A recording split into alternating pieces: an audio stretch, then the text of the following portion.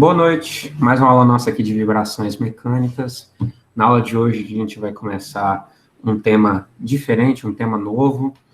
Não é que ele é muito diferente do que vocês já viram, só a gente está incorporando um probleminha a mais nesse sistema de 2 graus de liberdade. Antes, eu falei com vocês sobre o sistema de 1 grau de liberdade. Só que esse sistema de 1 grau de liberdade, às vezes, não descreve tudo. Se ele não descreve tudo, a gente pode necessitar de modelos mais complexos. O nosso modelo de 1 grau de liberdade, se vocês lembram bem, ele tinha essa característica. Essa que era a representação principal de um sistema de 1 grau de liberdade. E por que era 1 grau de liberdade? Porque a gente precisava apenas de uma variável independente para descrever totalmente o movimento dessa massa. Então, se isso aqui era uma massa, apenas com x eu conseguiria determinar exatamente qual era o movimento de vibração que esse equipamento ia fazer. Mas agora eu vou falar com vocês sobre os sistemas com mais graus de liberdade, não só o de 2. O de 2 a gente vai começar hoje, na semana que vem também, provavelmente. Só que depois tem um de mais graus de liberdade, 3, 4, 5, 6 graus de liberdade. São aqueles que se assemelham mais aos sistemas reais. Por exemplo, eu queria perguntar, vamos ver, o Vitor Hugo, tá por aí?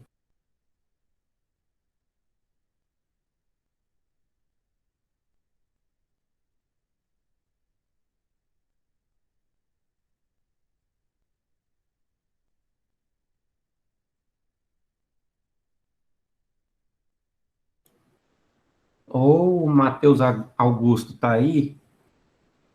Eu tô aqui, Vinícius. Sim, quando você pensa numa moto, quantas variáveis você acha que são necessárias para a gente descrever toda a vibração daquela moto? Sim, só uma variável já dá certo? Só o X eu consigo ter uma vibração dela por inteiro? Ou ela vibra diferentemente? Eu acredito que é mais de um, Vinícius. Por exemplo, se eu fosse definir um para a roda dianteira e um para a roda traseira, quantos graus? Então, seriam nesses aí? Seria dois? 2 graus. Tá.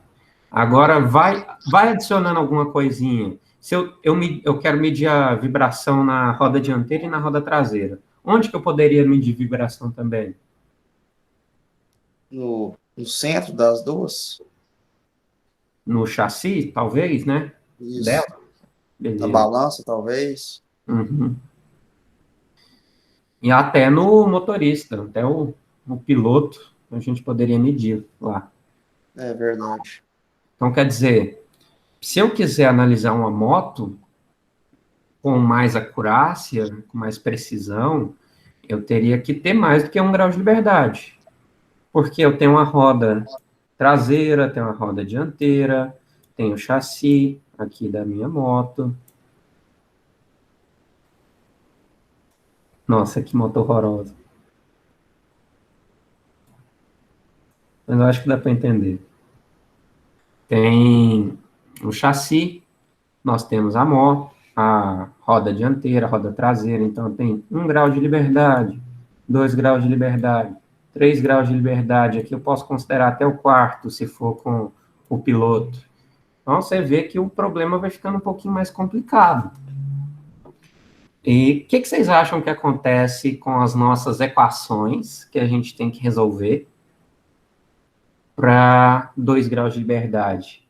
Romário, você tem alguma ideia de que acontece? Deve aumentar as variáveis, eu acho.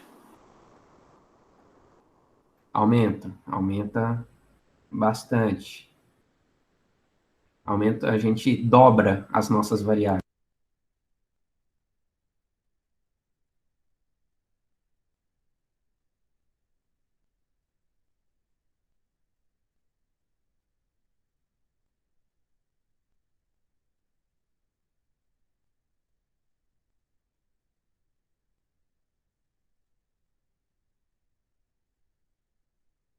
Vinícius, acho que seu áudio está desligado. Nossa, dei bobeira aqui, desculpa. Antes a gente tinha a resposta permanente, lá para o nosso caso de um grau de liberdade. Tinha uma amplitude que multiplicava um cosseno de ômega t mais um φ, que era um ângulo de fase. Aí vocês lembram que a gente determinava essa amplitude, calculava o ômega, que era a frequência natural, e calculávamos também o φ, que era o ângulo de fase. Só que agora, já que a gente está adicionando mais graus de liberdade, no caso aqui eu estou analisando 2, eu vou ter um x1 devido à massa 1 e um x1 devido à massa 2. Cada uma dessas aqui seria uma massa a ser considerada. Então, a gente vai dobrar nossas equações. Eu vou ter o x1, vou ter um x2, vou ter um ômega 1, vou ter um ômega 2, vou ter um φ1 e vou ter um φ2. Então, isso vai custando um pouco mais da nossa capacidade analítica. Para fazer na mão, é possível, eu diria, até uns 2 graus de liberdade, mais do que isso vai ficando muito complicado, só com recurso computacional para fazer. A gente vai ver esse exemplo. Então, vamos primeiro ver os conceitos, as equações do movimento que nós vamos utilizar, as soluções, o caso de vibração livre, e vamos fazer exemplo disso aí para a gente aprender. Ok, estamos aqui com aquele exemplinho lá da moto. Exemplinho da moto, está aqui para a gente. Posso dividir ela em alguns graus de liberdade, por exemplo, o grau de liberdade da roda, dianteira e traseira, do chassi, e a partir disso eu determino qual que vai ser o movimento de vibração de cada uma dessas partes. Tanto essa aqui pode ter um perfil diferente, porque o amortecedor pode ser diferente. Isso aqui também vai ter uma resposta diferente, porque a vibração aqui do chassi tem que ser menor. Porque a função da suspensão é o quê? Quem me fala qual que é a função da suspensão?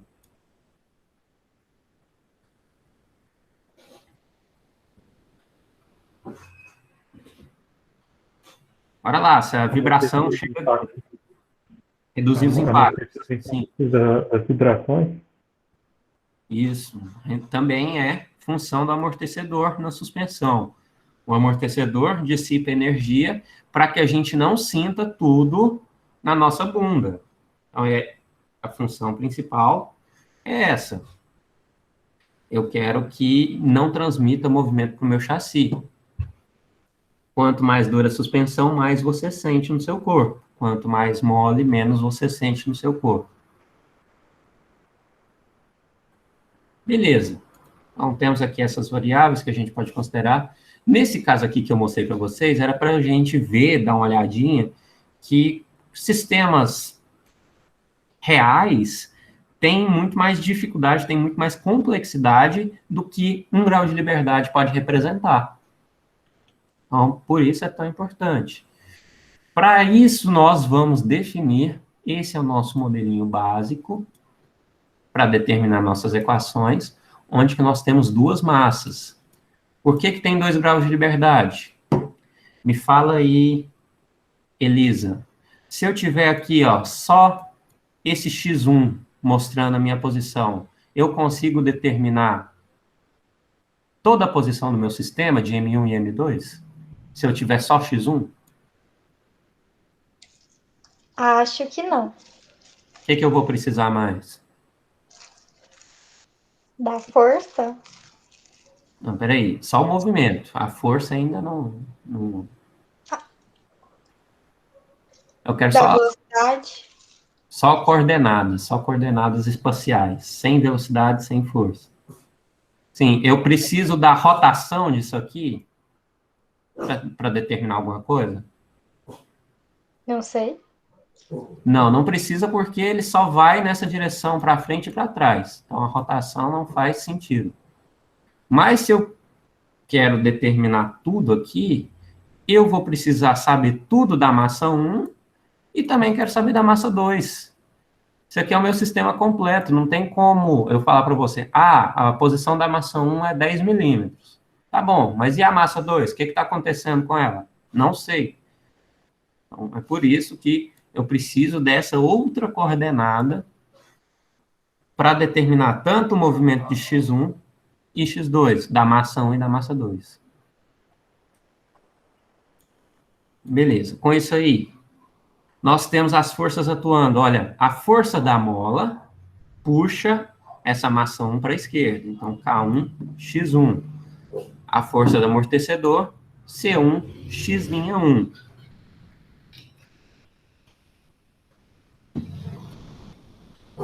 Na outra direção, nós temos uma força que puxa ela, pode ser uma força qualquer, uma força harmônica, uma força unitária, ou não ter força, se for uma vibração livre.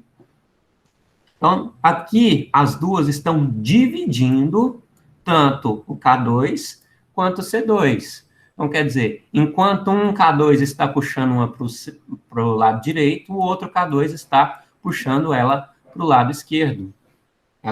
Esse K2 aqui está puxando as duas para o centro. E o amortecedor faz exatamente a mesma coisa. Agora, analisando o K3 e o C3, estão puxando aqui a nossa massa 2 para a direita, com o amortecedor e com a mola. Lembrando, temos aqui uma força 2 qualquer, pode ser para esse lado, pode ser para outro lado, pode ser zero, pode ser harmônica, pode ser unitária, depende muito o tipo de força.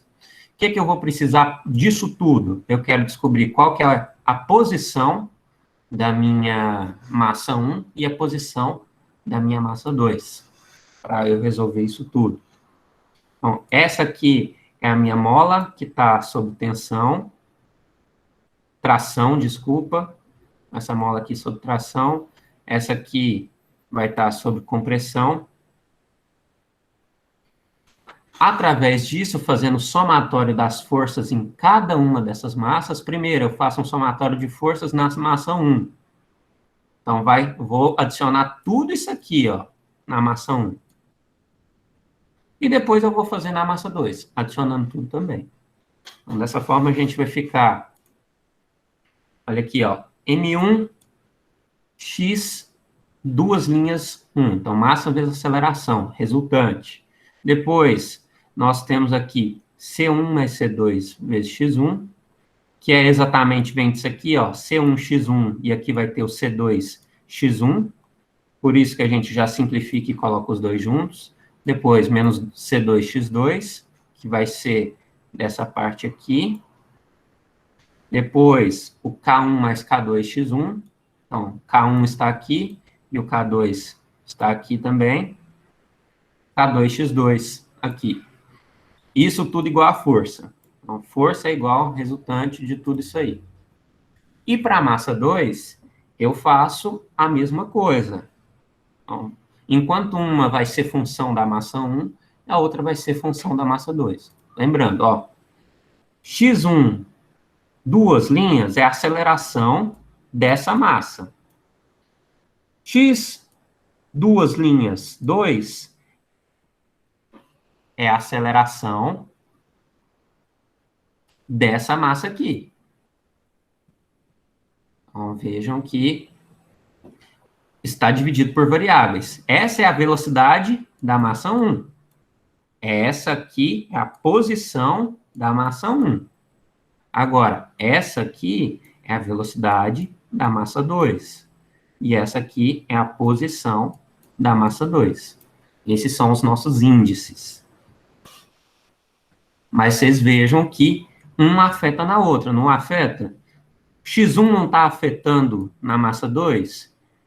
E o X2 não está afetando na massa 1? Então, a gente tem uma equação acoplada. Já que a massa 1, isso aqui vai interferir no movimento da massa 2. Se uma está em função de outra, quer dizer que as duas interferem. Então, é uma equação acoplada.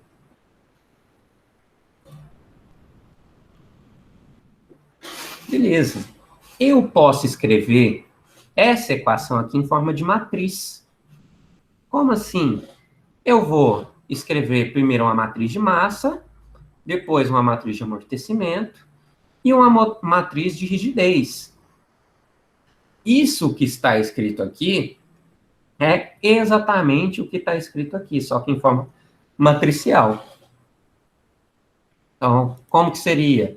Seria M, aqui estaria multiplicando por um x duas linhas, aqui estaria multiplicando por um x', e aqui multiplicando por um x. Então, seria M1, x1, depois aqui x2. Então, seria M1, x1, duas linhas, mais 0 vezes o x2.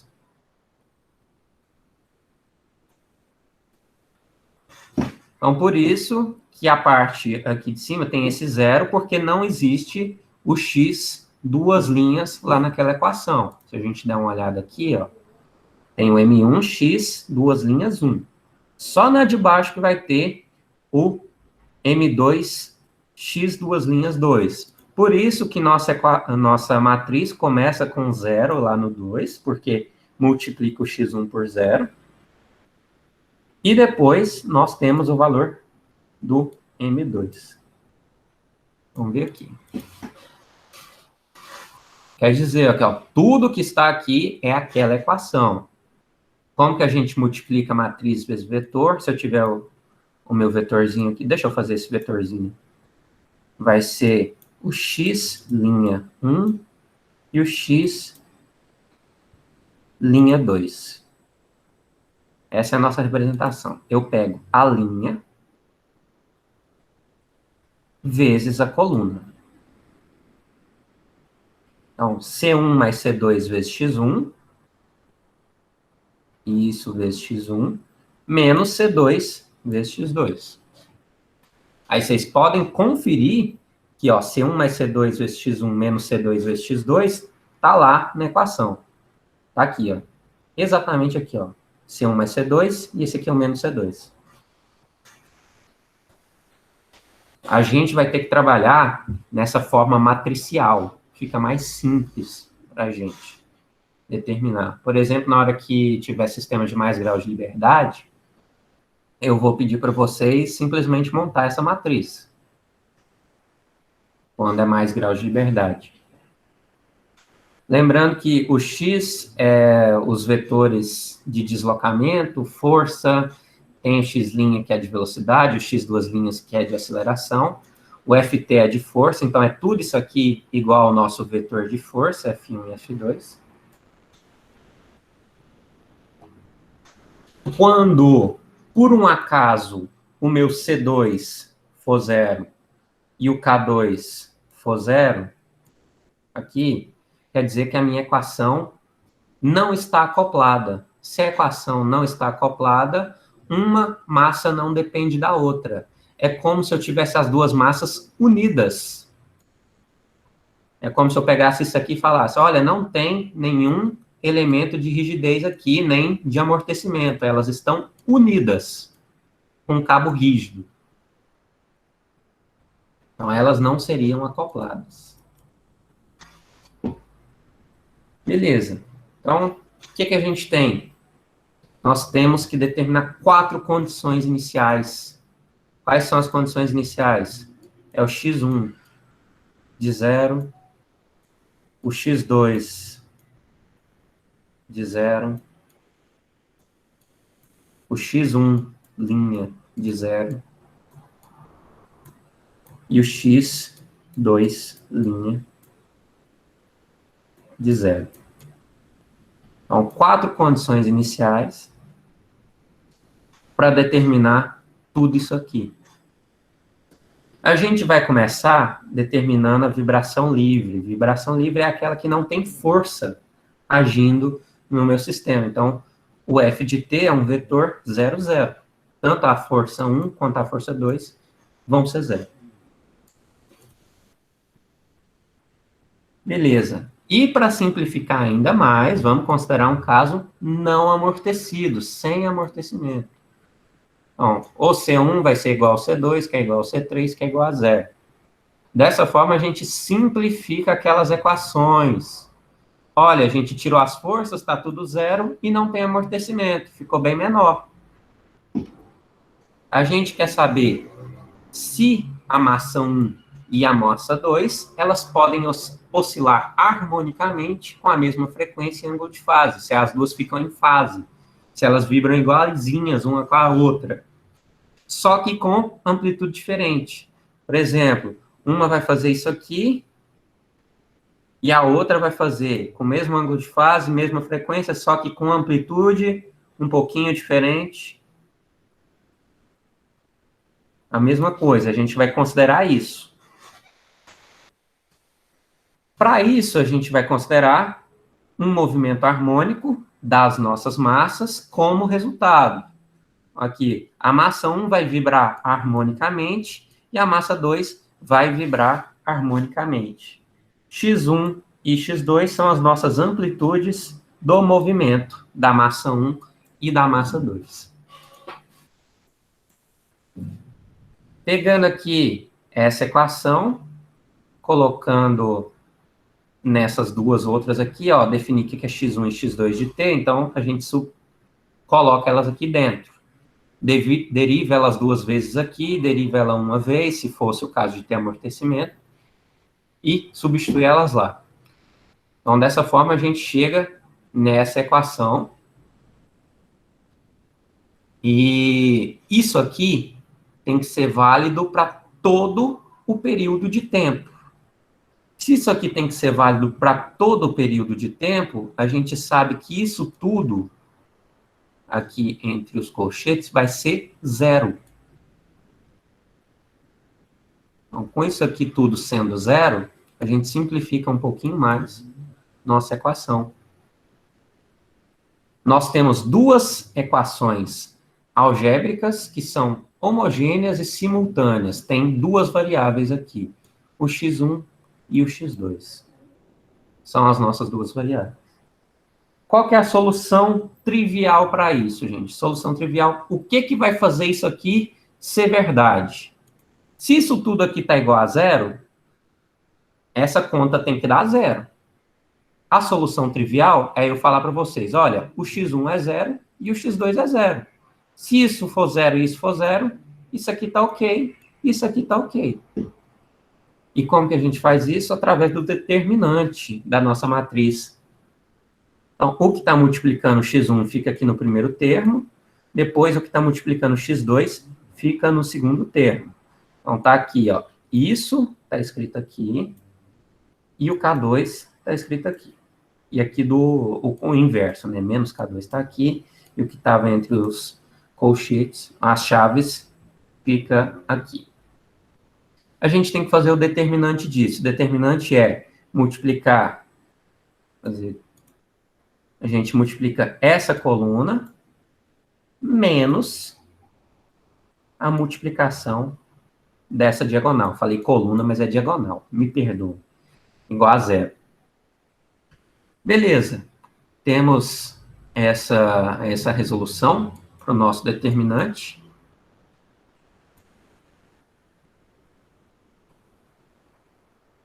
Aquela equação é chamada de equação da frequência, a equação característica do meu problema.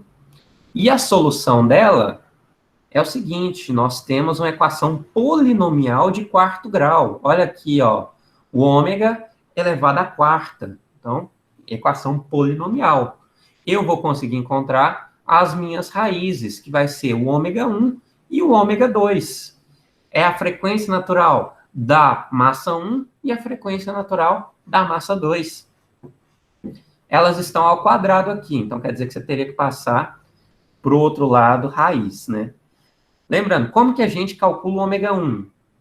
Utilizando esse menos, ó, esse sinal de menos. Então, para o ômega 1, a gente utiliza esse sinal de menos. Para o ômega 2, a gente vai utilizar o sinal de mais. Notem que o sinal de menos e mais está multiplicando isso aqui tudo, ó. É muita coisa.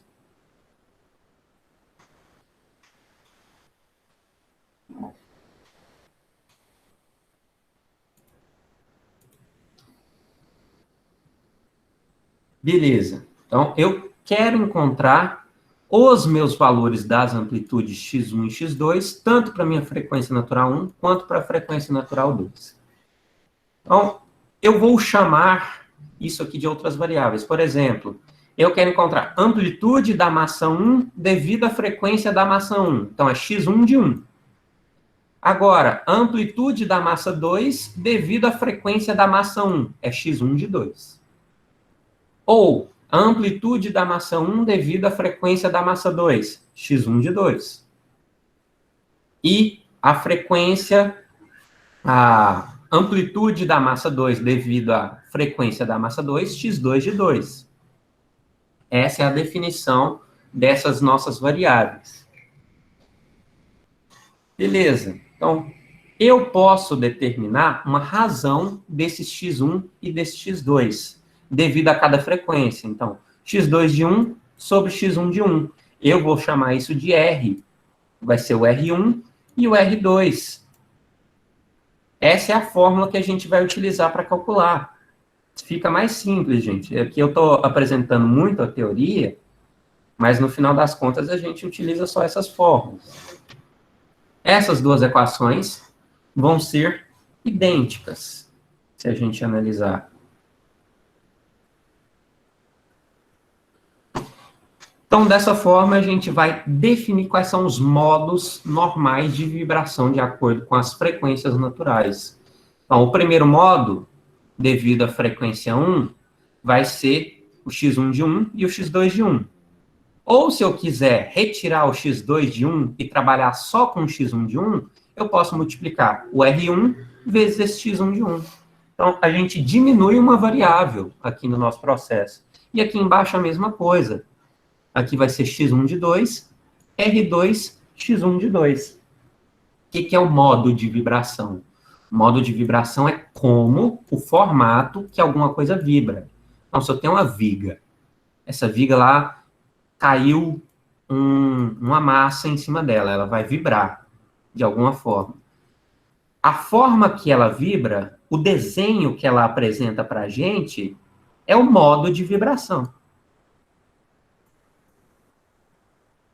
Então, tem o primeiro modo, tem o segundo modo, dependendo dos graus de liberdade. Aqui nós temos primeiro e segundo modo. Nossa solução, a hora que a gente substitui os nossos dados, vai ficar a seguinte. Então, a solução para o primeiro modo é essa, e a solução para o segundo modo é esse aqui. O que a gente tem que calcular no final das contas? Essa amplitude,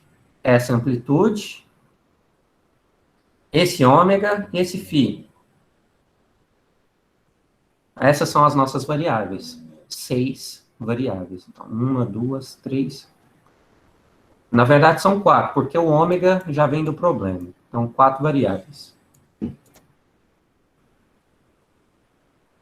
Beleza. Então, a gente vai precisar de condições iniciais para cada massa.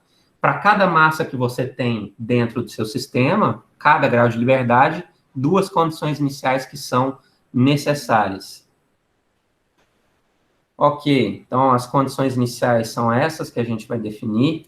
O x1 de 0, x2 de 0, o x' de 0 e o x2' de 0. Através disso, a gente vai determinar as nossas respostas. Aqui a gente vai sair com 2 constantes, C1 e C2.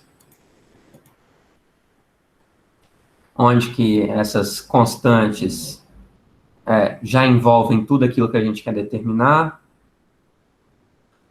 Inicialmente, para a nossa resposta, a gente determina C1 igual a C2, que é igual a 1, que é a solução trivial. E, a partir disso, a gente chega na resposta. É isso aqui que a gente quer determinar, gente. Ó. Esse x1 e esse x2.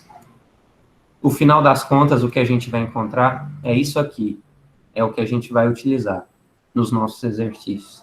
Essas são as nossas soluções, tanto para a massa 1 quanto para a massa 2. A solução é o quê? É o gráfico do movimento que ela vai fazer ao longo do tempo. O x1 e o x2 de tempo. Beleza.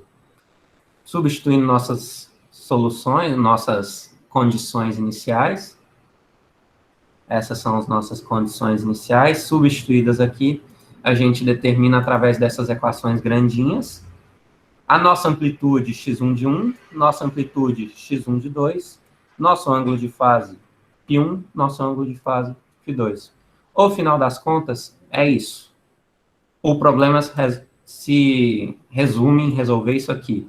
Substitui nessas equações, depois volta e escreve a sua solução. A gente vai ver no exemplo, chegando nisso. E amanhã vai ter um exemplo numérico, que eu vou pedir para vocês fazerem depois um outro também, que é, a gente vai utilizar essas equações, calcular numericamente os valores. Mas é exatamente isso. A equação é grande, mas não é difícil. Então, para isso, vamos lá fazer nosso primeiro exercício. Primeiro exercício, exemplo 1, determine as frequências naturais e formas modais de um sistema massa-mola que move-se apenas no sentido vertical com n igual a 1. N igual a 1 quer dizer que todos os k's são iguais.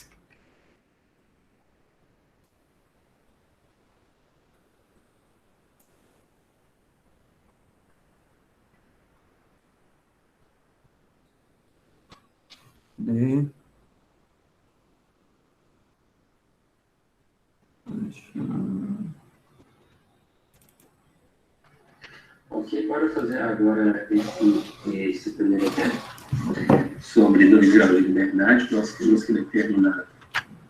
Pessoal, não vai dar tempo de apresentar tudo, eu acho. Deixa eu ver, a gente começou 20, 37. Já tem 30 minutos. Não vai dar tempo. Vou parar aqui num certo ponto aqui do exercício, amanhã a gente continua. Frequências naturais e formas modais de um sistema massa-mola que move apenas no sentido vertical e tem esse n igual a 1. Esse n é um fator que está multiplicando a rigidez K2, que está ali no meio. As frequências naturais, nós já sabemos sim, o que elas significam. A frequência de um sistema quando ele está livremente vibrando. E agora as formas modais é qual o formato que ele vibra, qual o desenho que ele vai percorrer, digamos assim, nessa vibração. Então, para isso, temos aqui o nosso sistema, o desenho.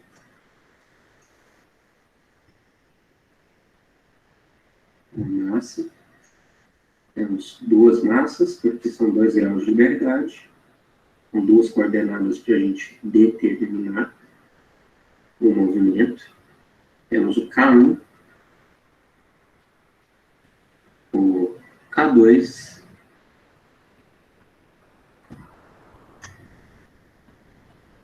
e o K3.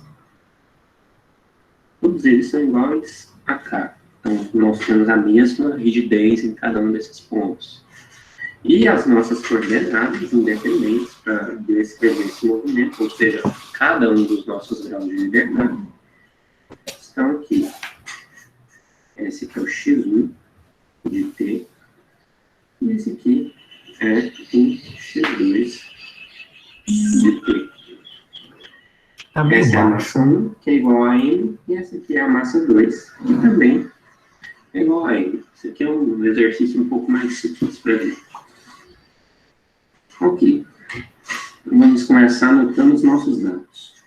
Nós sabemos o quê?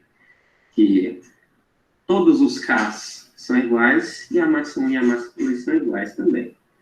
Massa 1 igual a massa 2 e K1, que é igual a K2, que é igual a 3, que isso tudo vai ser substituído por K, simplesmente. E para isso, vamos lá, escrever nossas equações do movimento.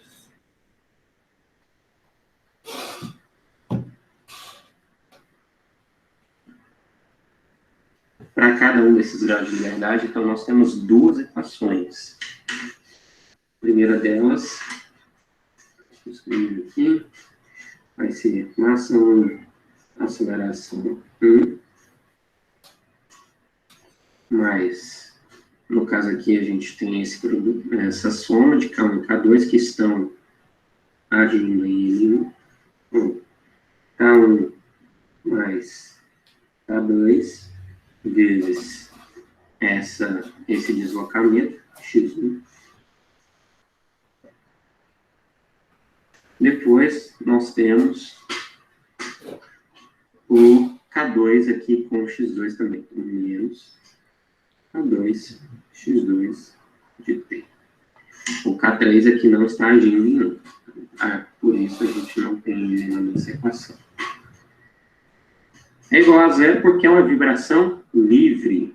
Se fosse uma vibração harmônica, aqui teria uma forma harmônica. Se fosse uma vibração unitária, aqui teria um. Mas como é uma vibração livre, isso aqui é igual a zero. Primeira equação, segunda equação agora. Vamos fazer para N2. Então vai ser N2, X2 vezes 2. Eu coloquei o sinalzinho aqui errado, porque tem aqui ó, o K2 está agindo no M1 também. Mas de qualquer jeito, deixa eu colocar aqui. Nós temos o K3 e o K2 agindo no M2. Então, vamos somar K2 mais K3, agindo no X2 de T. E, por fim, menos esse K2 que está aqui no X1.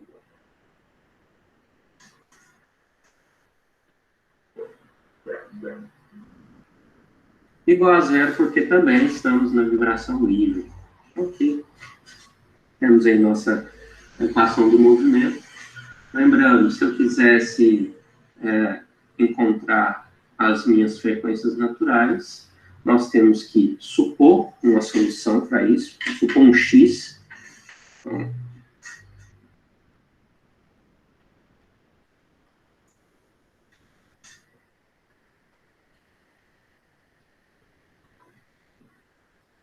Então, a gente vai supor uma solução harmônica para esse nosso problema, desse tipo.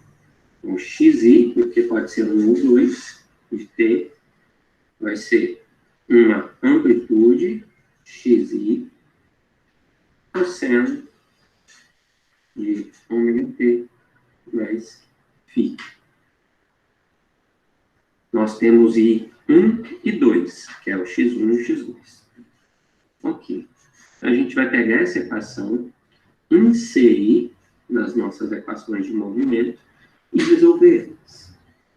O que a gente vai sobrar? A gente vai pegar o nosso determinante, que é uma matriz. Vocês lembram que a gente pode separar cada um desses termos aqui em matriz. Mas, escrevendo qual determinante que vai sobrar para a gente. Vai ser um determinante substituindo isso lá. Lembra? Vai ficar, como mostra para a gente a fórmula já resolvida, menos M1, ômega quadrado, mais K1 mais K2. Aqui vai ser menos K2. Aqui vai ser o menos K2 também. E aqui vai ser menos M2, ômega quadrado, mais K2 mais K3. Lembrando que o determinante a gente iguala a zero. Ok. Isso aqui é para os nossos termos gerais. O que eu vou fazer? Eu poderia reescrever essa equação já substituindo aí, ó, K1 é igual a K2, que é igual a K. Então, a gente pode escrever equações um pouquinho mais simples para que a gente consiga trabalhar melhor, com menos termos aqui. Vamos lá.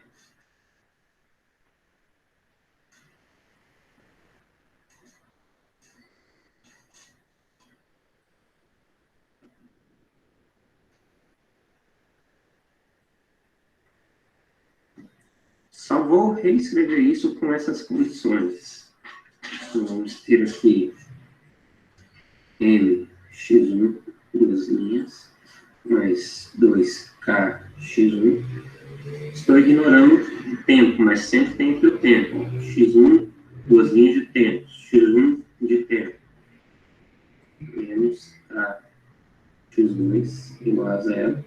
E mais uma equação, mx2, duas linhas, menos K x1, mais 2K x2. Então, temos essas duas equações, que era exatamente, está escrito aqui para os nossos termos, a gente pode remontar esse determinante. O determinante vai ficar um pouco mais simples para a gente calcular. Aqui.